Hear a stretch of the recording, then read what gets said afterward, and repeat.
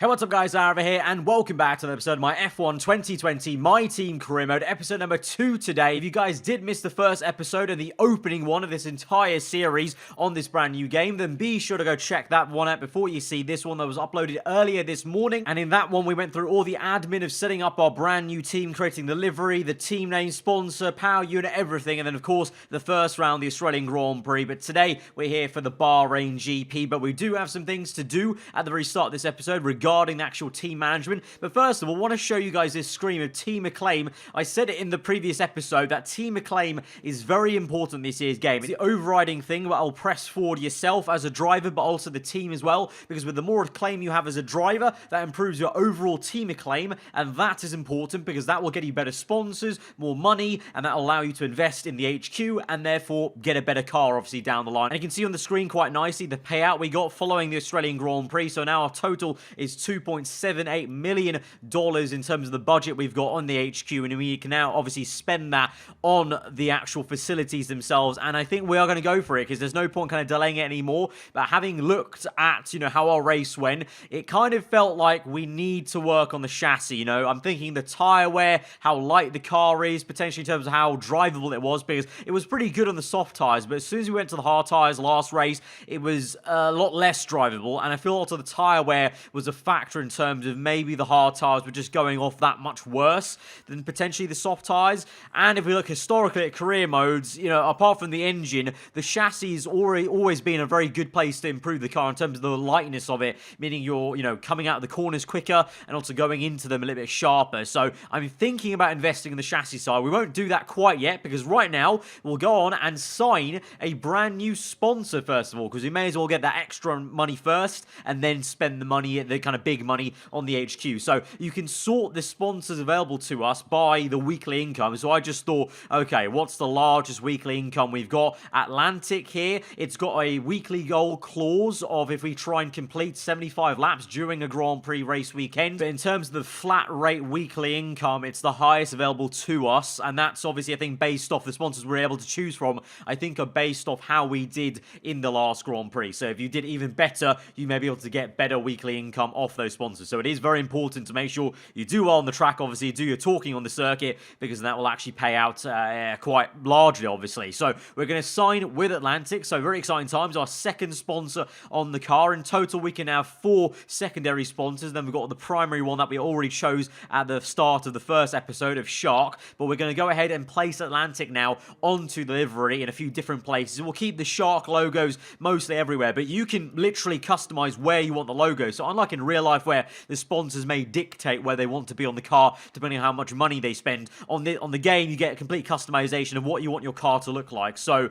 you really can try and create a certain aesthetic with your car if you really wanted to, and just go for the kind of cooler looking sponsors. But of course I'm going to just go for the better money because at this point Atlantic's still a pretty cool looking logo, and obviously the biggest payout, going to go for that to add on to the weekly income. But we're going to go ahead and purchase an upgrade on the chassis HQ, the facility. We're going to go for the build time here. So I could have gone for failure, but really, there's going to be failures at every step of the way in this early stage of the career mode. So I thought I may as well go for a shorter build time. I'd rather have parts maybe fail, but at least we're making them faster and we get to that failure quicker, rather than having to wait, 4 weeks and there's still being that 30% chance of failure. I'd rather just get the kind of parts rolling a little bit quicker, and hopefully if we, upgrade that part of the departments in every kind of way, we'll just have this kind of HQ that just rapidly prototypes parts, very, very quickly. So the final bit of admin to do before we go to the Bahrain Grand Prix is we've got 2 days in this midweek till the Grand Prix. So we've got these 4 activities to choose from. I'm going to go for the driver promotion filming, and that will hopefully add on to the acclaim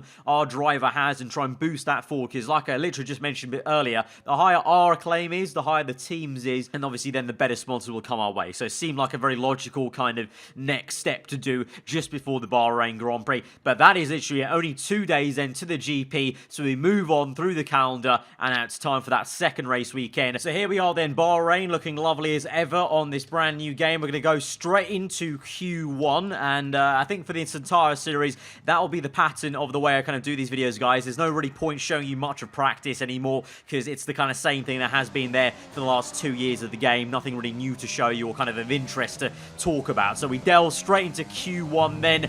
interesting times. I don't know how we're going to go around here. You know, question marks of how the car will go and then how I'll go. Historically, I will admit I've not been the quickest driver around Bahrain, but at the same time, as last year's game went on, I got quicker and quicker around Bahrain, so I've definitely gotten better at the circuit. So let's just see how the car performs. Obviously, it went pretty okay at Australia, but we lost a lot of time and pace in the race. But qualifying was pretty okay around Melbourne. So Q1, the first flying lap we do is only P19 here. Not too sure where our teammate Mick Schumacher is at this stage, but that was early days. It wasn't too quick, more of a banker lap really, and now we'll go for the second proper lap, try and gain some time there. About nearly 1.5 tenths already through only just the first 2-3 turns there. So decent amount of traction off the first sector, getting about 3 tenths on that second fly. But Schumacher is actually ahead of us right now by 1 place, as we're now on our third and final flying lap. We're down in P19, Schumacher's P18, so right now he is out qualifying us here,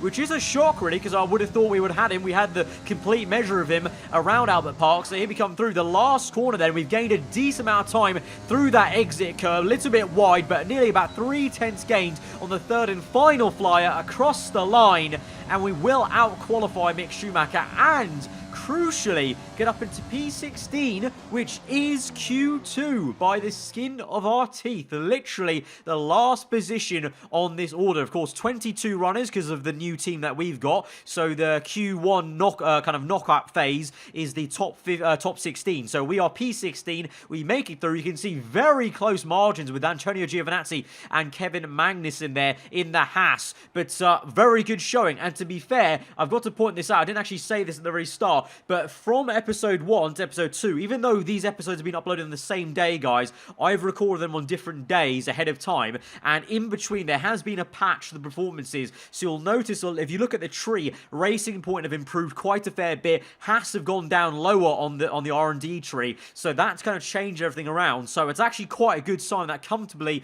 we were able to out-qualify Magnussen and Grosjean, because on paper, our car is actually better than both the Haas and Williams cars. So that's actually good news. That's where the car is. But the only thing is then, going into Q2, I used all my tyres. I used every single soft set, and you don't get another free soft tyre set unless you make Q3. So I've literally got no fresh tyres to use. I'll get a fresh set, I believe, for the race when we start that. If we don't qualify, obviously, into Q3, it's a free choice of tyre then. So what I'm going to have to do is what sometimes they do in real life, literally, so quite realistic in a way, maybe, is just sit out Q2. There's just no point running. It comes and goes. It's the kind of ebb and flow, and why I'm looking forward to this entire journey as a whole long-term project in this career mode series. I hope you guys are as well. So let's go then towards the grid for Sunday. Second race. Let's see how we can do. Hopefully a little bit more of a consistent race than the one we had at Australia. We're here again then at a circuit famous for its stunning visuals and thrilling battles for glory. Who will take the spotlight in the Bahrain Grand Prix today?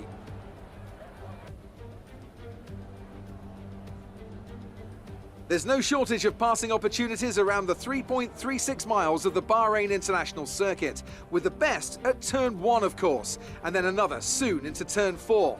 15 corners here, 6 to the left and 9 to the right, and we could see 1 or 2 flat spots into the tight left-hander of turn 10.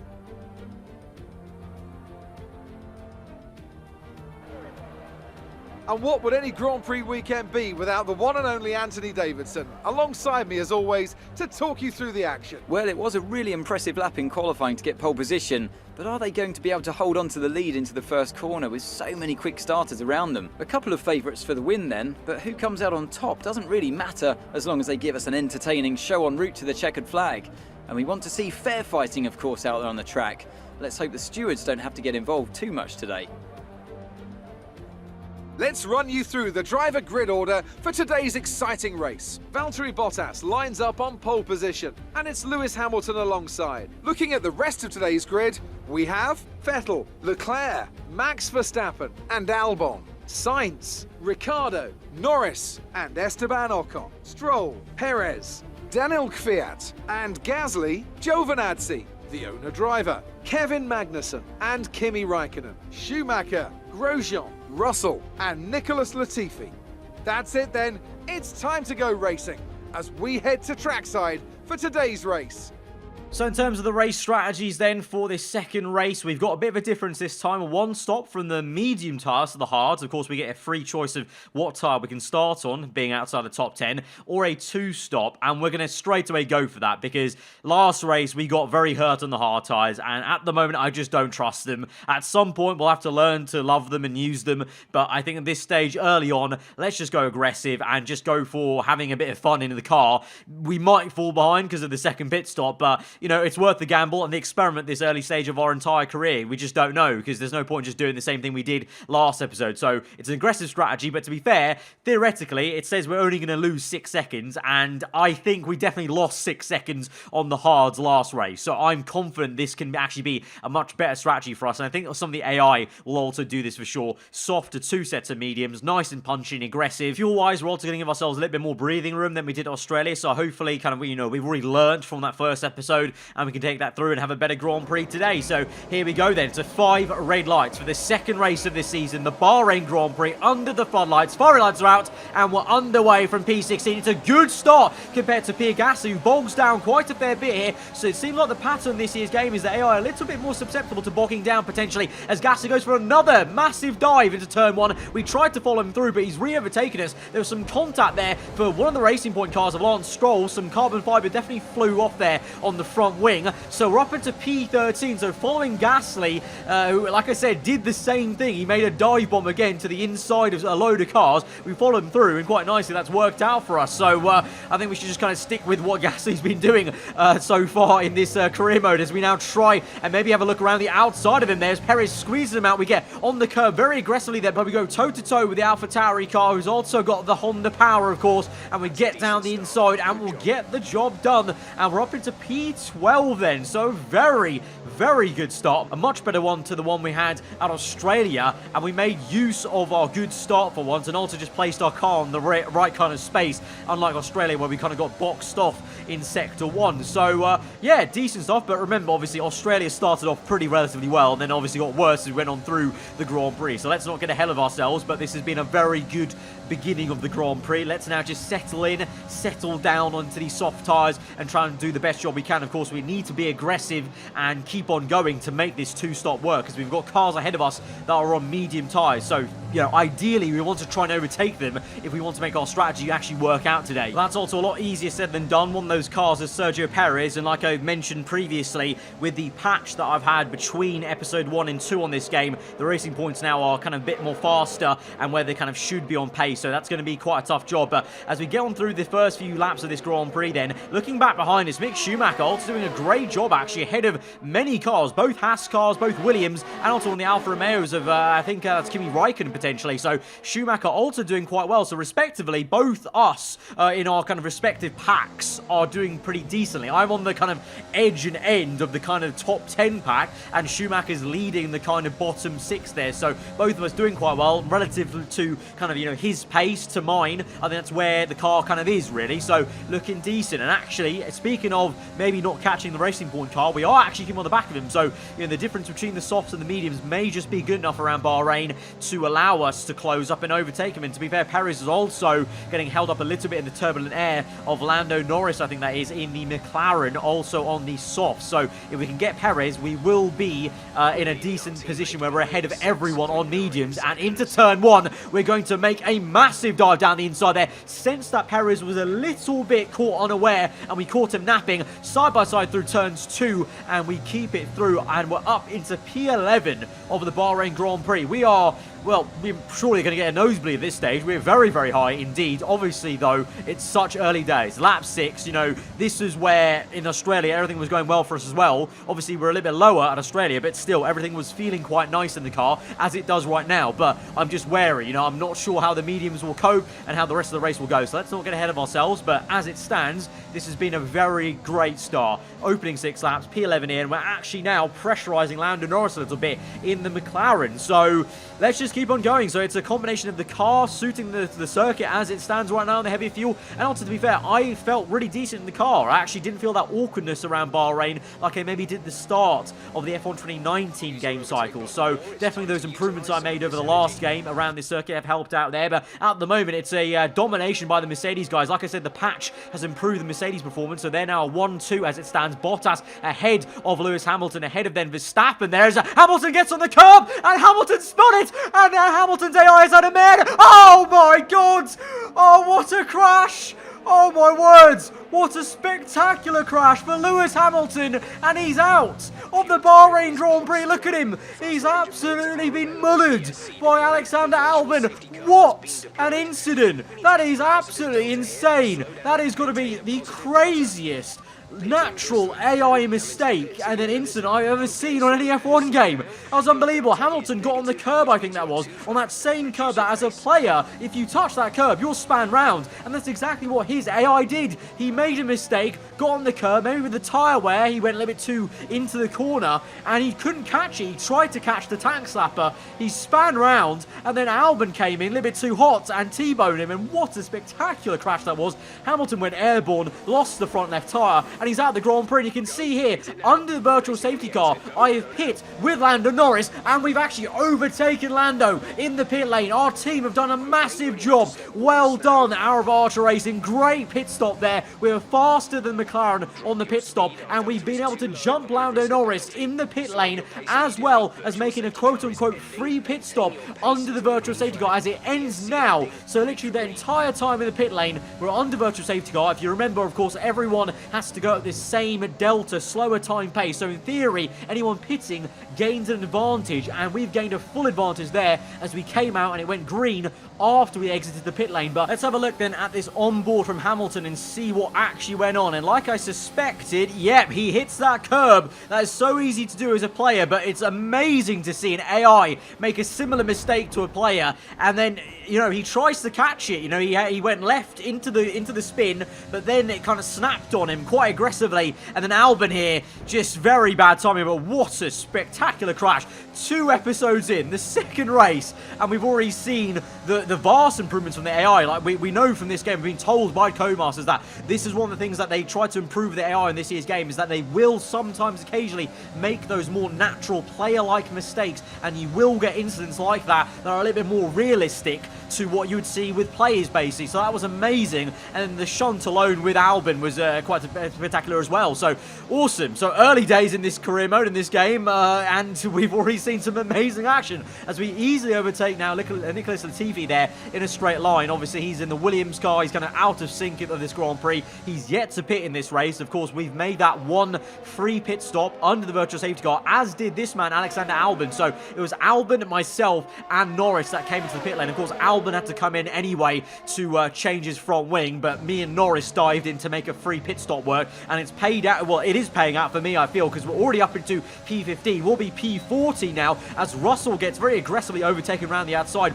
by Albon in the last corner. We now use Albon as a bit of a toe to pull ourselves on. Can we even try a little pass? Maybe on Albon. We go around the outside. He's a little bit slow, you know, the Red Bull, so maybe sustain some damage with that crash here with Hamilton. We go side by side with the tie-Brit driver there. He's on the right-hand side. Use ERS, and we're going to use the overtake mode with DRS as well on the left-hand side. Can we go the long way around? It'll be very tricky, though, to be there versus the Red Bull car, but we're still neck and neck. It's a fantastic battle with the Red Bull racing car so early on in our career here, but we try our best, but unfortunately it's not enough, and eventually that Red Bull will have the pace to get us in the corner. And to be fair, what I've noticed already very early on in this game is that if you can get side by side with an AI, even AI on AI battles, they're a lot kind of, you know, you can get caught up in a battle very easy, but as soon as you get in clean air, the AI are straight on it and they'll pull away. As you can see, clearly, I was so close to Albon, but as soon as he got in that clean air now and pushed me away, he just waltzed off in the distance. So,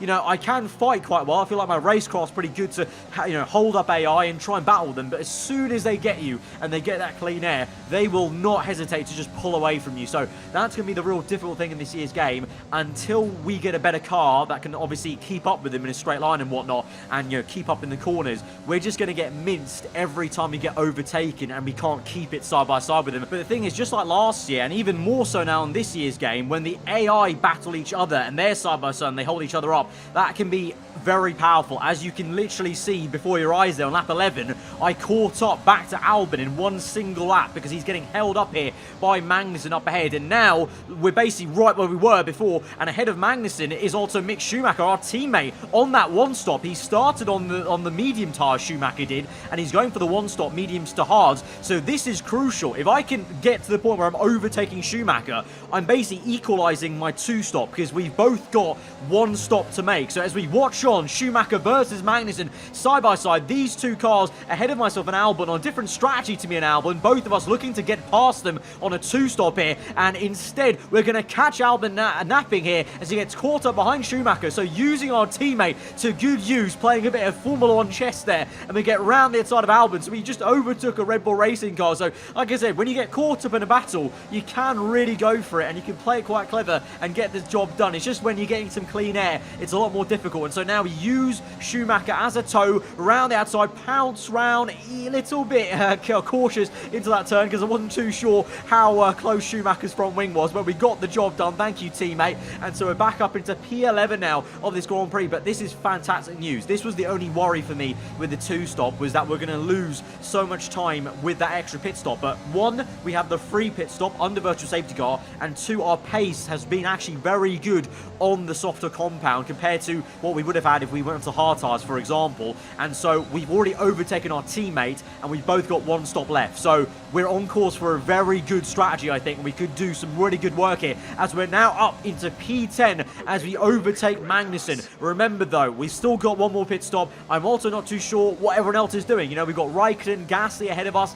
I don't really know where they're going to filter out, how everything's going to go, what's the tyre we're going to be like at the end of this medium stint, what's the hard tyre going to perform like. So let's not get ahead of ourselves, but at the moment it's looking very good. And I must say, I do have a bit of a nosebleed because we're up in P5 now of the Bahrain Grand Prix, but we've got Ricciardo and Albon right behind me. Ricciardo's looking pretty damn quick. He's overtaken Albon, and that Renault, I think it's seen a bit of an improvement with the patch from episode 1 to 2, because it's looking pretty punchy as we move through onto the end of lap 15 to lap 16. A little bit slow through the last corner. I took way too much curb on the entry, and Ricciardo's going to come through, but I'm going to let him through on purpose. Use no ERS, standard fuel mixture, because let's remember, yeah, we're up in P5, but I'm not fighting Renault. I'm not fighting Red Bull. I shouldn't be fighting them. So my theory was there's no point fighting these two, because I'm going to lose too much time on my own race if I fight them too much. Yes, I overtook Albon. That's because he got held up by my teammate.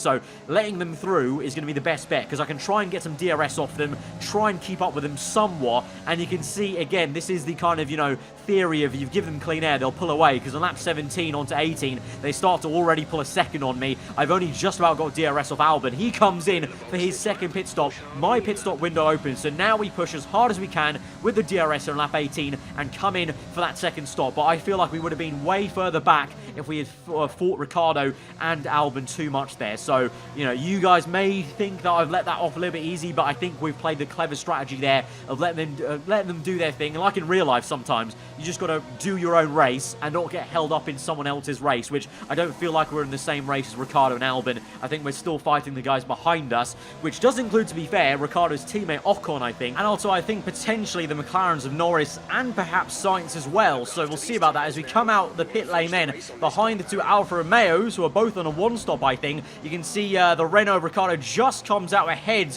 of Albon there in P11, Albon P12, myself P13. Behind me is Sainz on a set of medium tyres, so he's on a two-stop. Schumacher then in P15 on the one-stop. So now it's a case of, can myself, Albon, Ricciardo, Sainz behind me, Ocon as well, find a way through a load of one-stoppers, including the two Alphas. I think the Alpha Tauris as well of Gasly and Kvyat. So as we come through onto lap 19, 10 laps to go in this Grand Prix. We're in P13. Now is the time where we can get excited here, guys, because we're P13 and we're going to the end of this Grand Prix, and we've got two Alfa Romeos who in theory we should be able to pass. So we could be up into theory P11 the highest, maybe even more. You never know. So let's not get too excited, but I'm feeling good about this one. We're on a good strategy. The 2-stop, a lot of people have done the 2-stop, and the fact that we did a 2-stop under the virtual safety car has paid out, because now we're closing up to Albon and onto the Alfa Romeo. We're going to make it 3 wide into turn 1, dive around the outside of Raikkonen there. He's still on the inside. It's literally neck and neck into turn 1. We're going to have to squeeze out the Iceman. Albon's got the job done, but we're up into P11 now, and we've got Kimi, but Ocon's coming thick and fast behind him in P13. Hopefully Raikkonen can hold him up somewhat, and we can try and use Albon as a bit of a tow. I say that, moving on to lap 21, you can see what happened earlier on the Grand Prix. Albon, I can't even see him barely. He's basically just gone off in the distance, but he's catching up to Giovinazzi. So again, he's going to get caught up behind the Italian, and we're going to hopefully close back up to him maybe. And at the moment, Raikkonen behind me is doing a great job. He's still ahead of Ocon. So Ocon's being held up a treat. So everything's working out in our favour, as now Albon overtakes Giovinazzi very aggressively. I think Gio made a mistake there and locked up into the last turn. And so can we get a good run on the Italian? Use a bit of ERS there, but not too much. I want to save some for the end of the Grand Prix. Standard fuel mixture as well, because I'm not making the same mistake I made at Australia of running out of fuel and ERS overtake mode to use at the very end of the last few laps. So we're going to make sure we're conservative in that way. And so we're going to play the patient game with Giovinazzi. Wait till the DRS zone here in the middle sector. Open DRS. Bit of a squirt of the overtake button. Rich mix engaged. And we'll close up on the Italian, the Alfa Romeo racing car. Around the outside we go, like we did on Schumacher. Very close stuff there on the left-hand side, but a fantastic overtake on the softer compound tyre, remember. And we're up into P10 now of the Grand Prix. It's actually worked out. Someone else ahead of us must have pit. So we are now in points-paying positions as it stands. With 7 laps to go, this strategy is looking like an absolute blinder. Of course, I will admit we got very lucky with the virtual safety car, but you've got to use that luck to our benefit here. So until lap 25, Ocon is coming at us at a rate of knots. We've not got any ERS to hardly use on the bottom right. There we go, defensive. He has a little look around the outside, but we're going to keep that through for now. But it's not just Ocon behind him. Look at that. The McLaren of Carlos Sainz is also coming at us potentially there. So there'll be a big old fight if we want to keep the points today. We go defensive again into the second sector. A little bit too deep though. I can already sense Ocon's going to do the switchback move. He does. We're neck and neck. We're going to use the overtake mode just a little bit, but we've hardly got any ERS. We're on single figures there before we enter the next corner. We're going to harvest some energy, of course, every time we brake, but we've just basically just got a smidge to use every single straight. So we're going to have to very tactically use this and also pray a little bit that these two fight a lot, and our prayers might be answered, because here goes Sainz then on the right-hand side of your screen, round the outside of Ocon, then the Frenchman versus the Spaniard. Behind them, the two Alfa Romeos on 1 stops, but these two did a 2-stop with me, but of course these two did not pit under the virtual safety car. So if we're being honest, the only reason we're ahead of them was because of that virtual safety car, but we've made the most of it, because Lando Norris has not, because he's behind all these guys, so we've definitely made the most of it. But these guys are having an absolute ding-dong battle. Look at that! Sainz on the inside, Ocon on the outside. They've been fighting for the entire lap here of sectors 1 and 2, still at it. Sainz with DRS. Ocon, I think, has also got DRS off me as well, and the Spaniard shoots it to the inside. He's looking like the faster man out of the two, to be fair, and Sainz does get that, and he's up into P11 of this Bahrain Grand Prix. So now, might it be myself versus Carlos Sainz for our first points-paying position in Formula 1 with our brand new team in the My Team career mode. Lap 28, the second last lap of the Grand Prix. We go defensive. Again, still not too much ERS to use. We've got some fuel to burn, but it's right on the edge. Really fine margins, and we've got a massive bit of oversteer through into turn 2, and we just narrowly keep this ahead. But Sainz is all the time in the background, and onto Ocon. Look at that, Ocon going to the inside. Thankfully, those two going side by side right now in this corner will help me out quite a lot. As I look back behind me, that gave me a little bit of breathing room. But onto the last lap of the Grand Prix. Now, this is it. The gloves are off. Last lap of the Grand Prix, using all my ERS on overtake mode. But Sainz comes through. We squeeze him to the right-hand side to try and make his racing line tighter. We're on the outside. We're going to go for this switchback, but it doesn't work. Sainz blocks us off, but we get a good exit. Very aggressive on the curb. Use overtake mode, DRS, literally using every last bit of ERS mode I have here. and we've got to go for it. We're going to make a massive dive down the inside, slow the thing down, narrowly just miss making contact there, but a massive amount of oversteer on the exit though. It allows Sainz to keep it through, but we're going to shoot it for the second time. Just make the dive. We've got to do it. We've got to try everything we can to try and get this 1 point as the checkered flag falls. Charles Leclerc wins a second race in our My Team career mode season, but we're still neck and neck. Lando though has the advantage, and down the hill I break a little bit early, tried to get the cut in, but then the Ocon comes out of nowhere and taps me on the rear,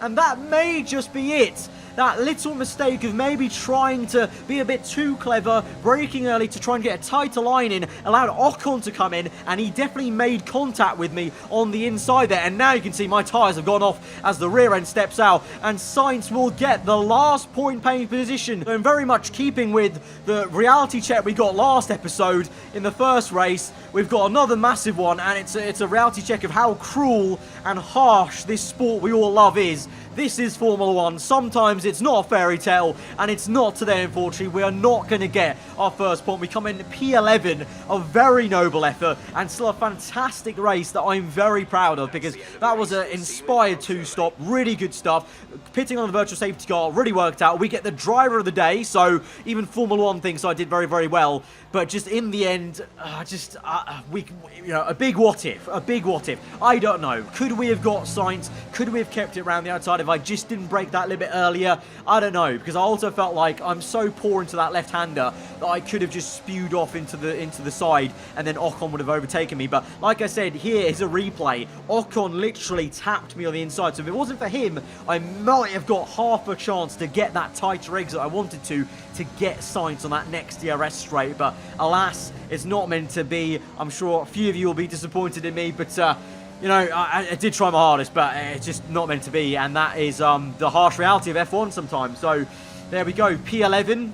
We'll have to try next time, but that was a really, really entertaining Grand Prix. That's it for another spectacular Grand Prix here in Bahrain, and a real champion's drive to take the win. What do you think it was, Ant, that gave them the edge over the competition today? I'd say it was down once again to good, consistent driving, nailing the corners, working to the track conditions, and perfecting the team's strategies. They got all of these things right today, and the results speak for themselves. Looking at the podium, you can see that red suit familiar to fans across the globe. A world-class win for a world-class team. Ferrari do it again. So even with the patch, that definitely did make Mercedes the clear faster car this episode, because Bottas had a 2-stop. It actually ended up being a 1-2 for Ferrari, I think, again. So Ferrari in our career mode save looking very, very good. Of course, they got the benefit of being the faster team last episode when it wasn't when it was pre-patch performances, but that may make things very, very interesting for our AI championship battle between the Ferraris and the Mercedes, and maybe even the Red Bulls later on. We don't know. But in terms of our race, then P11, Schumacher got up into P16. So even he had a very good race. He did a 1-stop, and he came from P19 to P16. So genuinely, our car was actually really decent at this circuit. You know, even with the patch performance improving the Racing Point car and the likes of the Alfa and the AlphaTauri, because the Haas decreased and the Williams decreased even more, I think, and just due to, I think our car just suited this circuit. You know what? We did pretty damn well as a unit. I'm proud of what Schumacher did as well, P16, and obviously I'm a little bit gutted, but still very happy with P11. So we sit in P9 then in the championship, 0 points to our name, as well as Alfa Romeo, but you know, we got close. And like I said, with the Shark sponsorship we chose, you know, obviously that bonus goal of earning 5 points, you know, it's a race like this where there's a virtual safety car or a full safety car or rain or whatever. That's why I feel like we could get 5 points in one go at some point this season. Alas, we weren't able to get just 1 point today, but you know, like I said, that's the harsh reality of Formula 1, but that was nonetheless a spectacular race. I've said that word many, many times, but in this episode, that's just because it was a really fun race for me to drive. Amazing to see that mistake from Hamilton. So if you enjoyed all of that, guys, then be sure to smash the like button. I mean, what a first day of uploading. Episode 1 earlier today, this morning, and then tonight, this episode number 2 was exquisite. And tomorrow, those of you who pre-ordered the Schumacher edition of the game, get your hands on this game. But this is just the beginning of this entire career mode series. We've got pretty much an entire year to go, so I'm looking forward to it. If we get more races like that, I'm all for it. So if you did enjoy it, like I said, hit that like button. Let me know what you thought in the comments below. If you're new around here, then do get subscribed for weekly Formula 1 content. I've been aarava. Hope you guys enjoy the rest of the day. I'll see you guys next time. Goodbye.